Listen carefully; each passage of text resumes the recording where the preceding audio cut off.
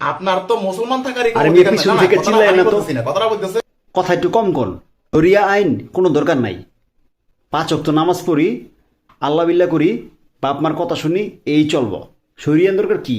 হ্যাঁ, এত হুজুররা ক্ষমতার লেগে পাগল হয়েছে কি লেগা? না না, কথাটা আমি বলতেছি না, কথাটা বলতেছে। সমাজে না, না, ইসলামকে বিজয় দরকার করার নাই। জন্য শরিয়া আইন দরকার আন্দোলনে নাই। শরীক না থাকলে কি তাকে কি বলা যায়?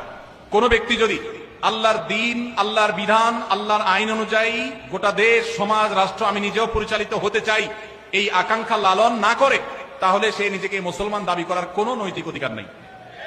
ইসলাম এত গোলালো না যে নামাজ কালাম পড়লেন আর শরিয়া দ্বারায় শাসিত হওয়াটাকে পছন্দ করলেন না।